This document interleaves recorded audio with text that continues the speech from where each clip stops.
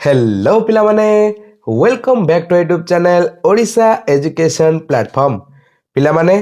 मु जानी हिंदी वीडियो आसबारे टिके लेट हो जाइए किंतु आमे एटा कंप्लीट करिकी रहिबा। ओके डोंट वरी आमे या पूर्व विषय धमाकेदार भावे सारिबा परे आज आमे पहुंच जाए हिंदी रो आउ गोटिए दमदार चैप्टर को जार नाम काटे कम से कम मत बो जोड़ा लिखिछंती कवि रामेश्वर शुक्ल अंचल। ओके आउ एही कवितारे बहुत सारा सोशल मेसेज आउ मानवीयतार गोटे उत्कृष्ट रूप को कवि शो करिबारे सक्षम होइछंती। आउ किपरि सक्षम होइछंती तांको रचना कौन सेटा सबू आगु देखिबा। आउ आमे कौन ट्रेडिशनली जेमते आम आरंभ करथिले आग कवि परिचय रु चला स्टार्ट करिबा। ओके देख समस्त लिखाई जेठी कौन कांटे कम से कम मत बो बाय रामेश्वर शुक्ल अंचल। ओके पिला माने चलो जीवा आगु कवि परिचय देखिबो। ओके कवि परिचय देख कवि रामेश्वर शुक्ल अंचल का जन्म सन 1915 में उत्तर प्रदेश के फतेहपुर जिले उत्तर प्रदेश के किशनपुर गांव में हुआ। ओके कौन लिखाई कि कौन कवि रामेश्वर शुक्ल अंचल का जन्म 1915 मसीह उत्तर प्रदेश फतेहपुर जिलार किशनपुर गांव रे होइथिला। नेक्स्ट देख उन्होंने उच्च शिक्षा प्राप्त करके सरकारी नौकरी की से कौन कले उच्च शिक्षा प्राप्त करके सरकारी नौकरी रे माने सरकारी चाकरी रे जोग देले। बाद में वे हिंदी के प्रोफेसर हो गए तापर से कौन कले हिंदी रा प्रोफेसर हो गले जानी हैला पिले। नेक्स्ट बा देख अंचल जी के पास अनुभव था और कल्पना शक्ति भी थी। माने कौन अंचल माने कवि अंचल पाखरे अनुभव थिला एवं कल्पना शक्ति बा इमेजिनेशन पावर भी थिला। इसीलिए शुरू में उन्होंने सूक्ष्म मनोभाव पर लिखा।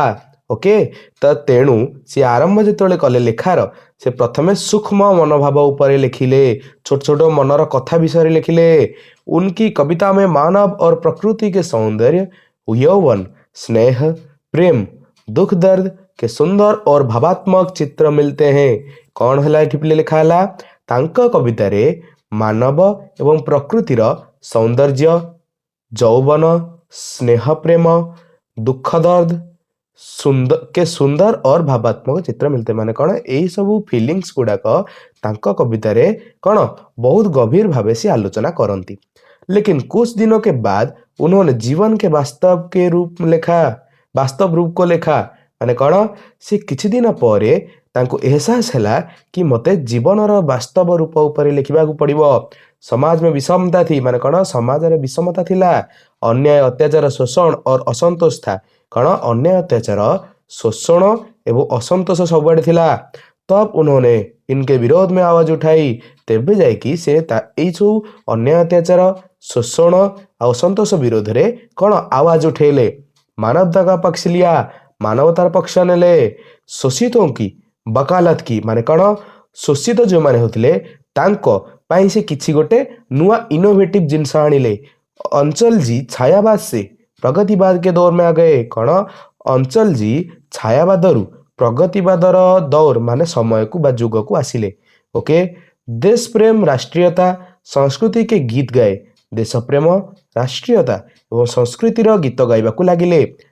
मनुष्य को सही तरह से जीना सिखाया मनुष्य को केमिति माने जीवन को सठिक भाव में बंचिबा से पाथ सी बतैले से रास्ता सी बतैले बुझेला तांको कविता माध्यम रे बुझेला पिला माने। नेक्स्ट बा देखो अंचल जी ने उपन्यास कहानी और निबंध भी लिखे। माने कौन अंचल जी उपन्यास कहानी और निबंध गुड़िक मध्य लिखिले। उनकी प्रमुख रचनाओं में से अपराजिता मधुलिका लाल चुनर किरण बेला बरसात के बादल विराम चिन्ह आदि रचनाएं लोकप्रिय हुई। ओके तांको रचना मानक मध्यरे अपराजिता मधुलिका लाल चुनर किरण बेला बरसात के बादल विराम चिन्ह इत्यादि रचना बहुत लोकप्रिय अटे। जानी पिला माने देख पिला माने समस्त जान जो मैंने आगु मोठू पढ़ीच यह कविता माने एठी आमर एक्सप्लेनेशन पार्टा। ओके आम एक्सप्लेनेशन सेते बेले ही पढ़ू जेते बेले हमको कवितार दिक्कत हुए। ओके तो आमे भी आग एठी कविताटी पढ़िबा ताको एंजॉय करिबा तापर ताको डीपली बुझिबा को एक्सप्लेनेशन को जिबा। मु तुमको चाहिए एठी भी आराम से बुझे दी पारिबी किंतु एक्सप्लेनेशन ये पिले कारण जो उत्तर तुम लिख आंसर तुम लिख सेते बेले तुम कौन कर आमर जो यह कविता पार्ट उपर गला सेठू आम उत्तर सब एक्सप्लेन करवा बुझेगा जद्वारा कि आमको करेक्ट आंसर मिल जाव ओके देख पिला माने जो माने भावुच मु कहीं एमसीक्यू जीव विज्ञान आउ इंग्लिश भाया करूनी ओके से मानु कही रखे पिले हिंदी रे कम चैप्टर्स अच्छी आउ सुजा मध्य तो आम जदि से भी एमसीक्यू देखा ताले कौन लाभ रहा सब तो विषय जानी जो भी पार्ट रू एमसीक्यू आसला आम इजिली करदे बुझीगला पिला माने तेणु मु हिंदी रे सबुतक विषय बीट बाय बीट तुमको पढ़ाऊँगी बुझाऊँगी आउ एक्सप्लेन करने सहित तुमको केमिति हिंदी रे तमे मैक्सिमम स्कोर कर तार भी ट्रिक्स बताऊँ विभिन्न क्लास रे बुझेगा पिला माने चलो आ डेरी करवानी कविता को पढ़ा कांटे कम से कम मत बो ओके यार अर्थ है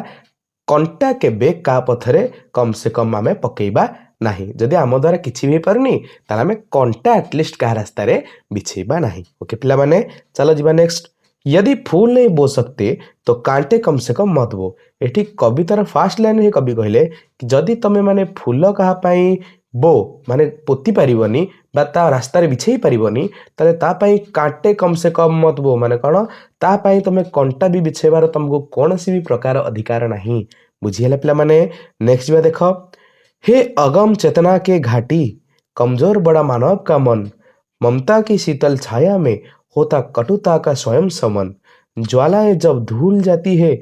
खुल खुल जाते हैं मुंदे नयन होकर निम्नता में प्रशांत बहता प्राणों का शुद्ध पवन तापर देखो लिखाई संकट में यदि मुस्कर एटा पे मुस्कान एटा पे मुस्कुरा कि कवि आम सर्ट फॉर्म यूज कर मुस्का न सको भय से कातर हो मत रो यदि फूल नहीं बो सकते तो कांटे कम से कम मत बो पिले यही पार्टार संपूर्ण एक्सप्लेनेशन आम ऊपर यह कविता पार्ट रे देखा बुझेगा पिला माने देख एटा फास्ट पार एक्सप्लेनेशन अच्छी कौन देख प्रस्तुत कविता कवि की एक प्रगतिशील रचना है माने कौन दिया डिस्क्रिप्शन रे प्रस्तुत कविताटी कौन कविंकर एक प्रगतिशील रचना अटे कवि का आग्रह है कि आदमी स्वार्थी नहीं परोपकारी बने माने कौन कवि का आग्रह है जे यह कवि चाहती जे कि आदमी माने लोक माने स्वार्थी न हो कि परोपकारी हुंतु बुझेला पिला माने नेक्स्ट पढ़िबा देख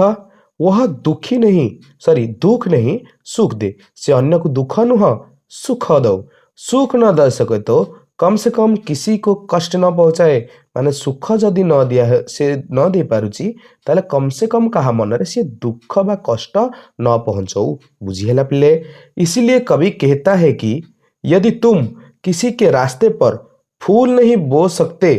तो कम से कम कांटे तो मत बो माने एया कवि एठी कहिसंती कि जदि तुमे का रास्ता रे फूल बिछे पारुना हो ताले एटलिस्ट आमे कौन कंटा कहार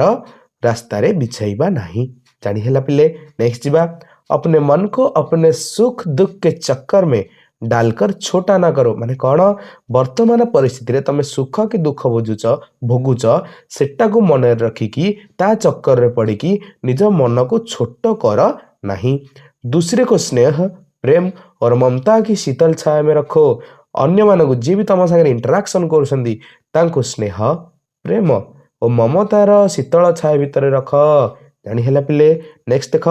ईर्षा की कटुता समाप्त करो ईर्षार से जो कटुता को समाप्त कर क्योंकि शांति सौहार्द के सुखद स्पर्श से जीवन की ज्वालाएं बुझ जाती है माने कौन कारण शांति और सौहार्द्यर से सुखद स्पर्श रे जीवन रे होथिबा एठी ज्वालाएं माने कौन देखो जीवन रे घटुवा सब दुख कार्यकलाप गुड़िक बुझेला से सब कौन मिट्टी जाए बा बुझी जाए जानी है पिले अपने व्यक्तिगत दुख तथा क्रोध से परिवेश को दुखी मत करो माने कौन निजर व्यक्तिगत दुख तम मन रे कौन चलची से क्रोध बा दुख को लेकिन आमे परिवेश को दुखी करबा नहीं माने आम चारिपटर लोक मानू जमती दुखित न हुंतु तार ख्याल नबा बुझेला पिला माने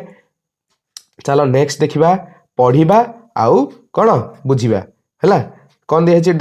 देखा पे शांति ओके शांति बाट मन रख आगू जा देख शांति फैलाओ कौन दिया शांति फैलाओ माने शांति सबुआड़े कौन स्प्रेड कर। संकट के समय अगर मुस्कुरा न सको तो व्याकुल भी मत हो माने कौन संकट समय तुम यदि हसी न पारुच ताले व्याकुल बा कौन व्यस्त भी हो जाओ नहीं। आशा के सपने देखो पर जलो मत माने कौन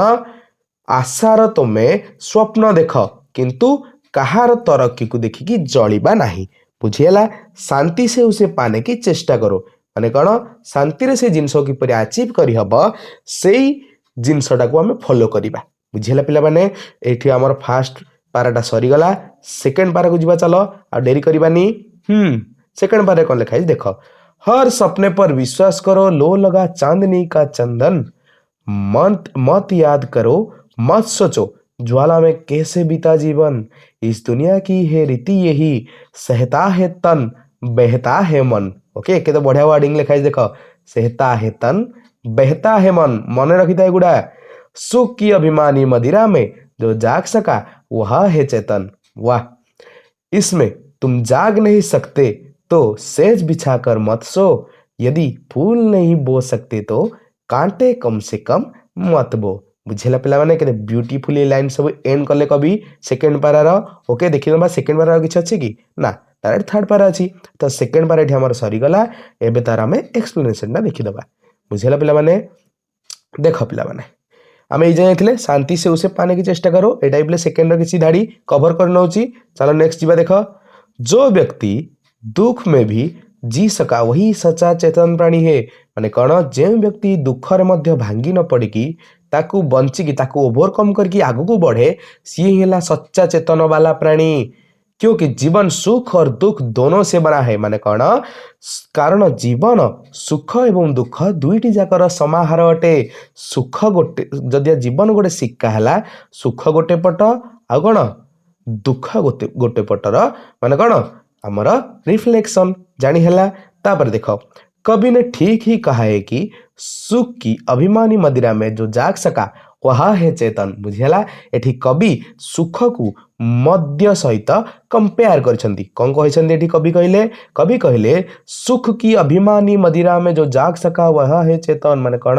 सुखर अभिमानी मदिरा रे मजी न जाई तार सुख रे खाली भासी न जाई जी जाग्रत हुई निज कर्म करि चलिबो सीए ही हैला चेतन सीए ही हैला गोटे कौन सच्चा चेतन प्राणी। बुझीगला पिला माने नेक्स्ट बा देखो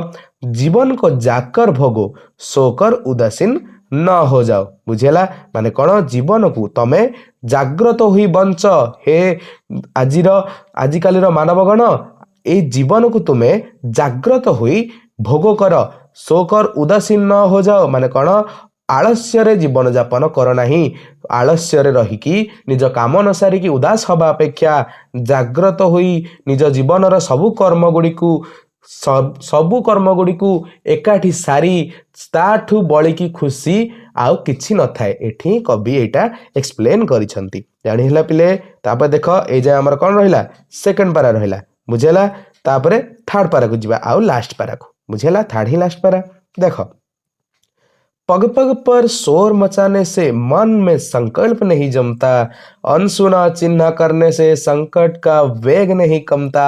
संशय के सूक्ष्म कुहासे में विश्वास नहीं क्षण भर रमता बादल के घेरों में भी तो जय घोष न मारुत का थमता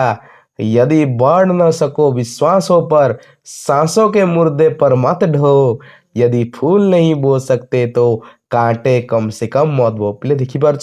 कविंकर ए वर्णना रे पूरा कहंदिनी प्रेम सुधा निधि बहुची पूरा बुझिएला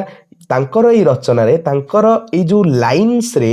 एते बढ़िया एक्सप्लेनेशन मेसेज ए जीव जगत पई अछि मानव जगत पई अछि एटा गोटे अनएक्सप्लेनेबल जिंस बुझिला पिला माने चलो डेरी करबानी थर्ड पाराटा भी देखि दबा कोन तार एक्सप्लेनेशन एठी देइछि। हां देखो प्लेट देइछि संकट से मुंह मोड़ना संघर्ष न करना कायरता है माने कौन संकट रु मुंह मोड़िबा माने संकट सिचुएशन देखिकी मुंह मोड़ीदबा संघर्ष न करना का अर्थ है माने कौन संघर्ष न करिबा गोटे भीरु तार उदाहरण जेमिति युद्ध भूमि आम युद्ध न करी जदि खंडा तलवार को डरिकी जदा पछघुंचा देले जेमिति सेटा ही आमर एठी जीवनर दुख सहित युद्ध को एठी प्रदर्शित करुची जदि आम दुखर सामना न करिबा संकटर सामना न करिबा ताले आम भीरु सहित समान आम कायर आम ना पुरुष बुझीला पिला माने तुम दूसरों का हौसला बढ़ाओ धीरज बढ़ाओ माने कौन तुम्हें अन्य मानकर हौसला बढ़ाओ आउ धीरज हुआ ओके पेशेंस हुआ रख निज मन रे पेशेंट हुआ बुझिएला जैसे बादलों की गड़गड़ाहट के बीच पवन का जय घोष बंद नहीं होता वैसे संकट चाहे कितना गहरा हो अपना विश्वास धैर्य साहस्य नहीं खोना चाहिए जेमिति बादल जेते घड़घड़ी शब्द कले ना कहीं पवन से जय घोष बंद हुए नहीं माने जेते बादल जेते घड़घड़ी जेते बिजुड़ी हेले भी पवन तार सेमती मृदुला होई बोही जाउथाए सेमिति आमे संकट जेते गहरा होथाउ ना कहीं संकटर इंपैक्ट आम लाइफ रे केते थाउ ना कहीं निजर विश्वास धैर्य साहस को आमे केबे भी हजाइबा नहीं ब्यूटीफुल मैसेज पिला माने एटा को समस्त फॉलो करो नहीं तो आदमी जिंदा लाश हो जाएगा माने कौन जी संकट रो मुह मोड़िला जी संघर्ष करिला नहीं जे कायर हैला जी दूसरों को हौसला न बढ़ेगी धीरज न है कि बादलों की गड़गड़ाहट बीच के पवन का जय घोष भली चित्कार करिकी गर्जन करिकी पुणी से कमब्याक करि पारलानी सीए पिले सेई लोकटी कौन सी गोटे जिंदा लाश बा मुर्दा ठू कम नुह ओके पिला माने कवि बहुत इंस्पायरिंग एंड ग्रेट मेसेज देसिन निजर कांटे कम से कम मत बो कविता रे ताले पिला माने एठी हमर कांटे कम से कम मत बो कविताटी ब्यूटीफुली भावे एंड होई जाईची आ आशा करे तुमको ये कविताटी बहुत इंस्पायरिंग लगी आ तुम 10वीं बोर्ड परीक्षा रे एटा गोटे विषय होई कि तुमको मार्क जोगेवा सहित तुमको किसी मोटिवेशन देथिबो तुमको ए 10वीं परीक्षा रे जो दुखर लहरी छुटी जाउची जो पहाड़ भांगी पड़ तुम मुंडरे ताकू तुम डर नहीं आउ बाउंस बैक कर you can do it okay bounce back कर आउ समस्त शो कर दियो कि तुम केते पावरफुल बुझेला पिला माने ताले रहिली देखा हवा नेक्स्ट वीडियो रे जो थिरे कि आमे सब विषय गुडा को कवर करथुवा ताले रहिली पिला माने आशा करे आजर सेशन तुमको बहुत भल लागिथिबो आ जदि तुमको आजर सेशन भल लागिची ताले ए वीडियो टी को लाइक करिया बिना जमारो ना जाओ नहीं आ कोन एमिति इंटरेस्टिंग वीडियो देखिबा पई आम चैनल को सब्सक्राइब भी कर दियो आ हां हिंदी डिमांड जो मुझे वीडियोटा आज बनैली तो निज सांगसाथी मान सहित भी शेयर करनियो तो रहिली पिला माने देखा आउ गोटे इंटरेस्टिंग न्यू चैप्टर सहित नेक्स्ट वीडियो रे से जाए stay tuned stay healthy stay safe bye bye.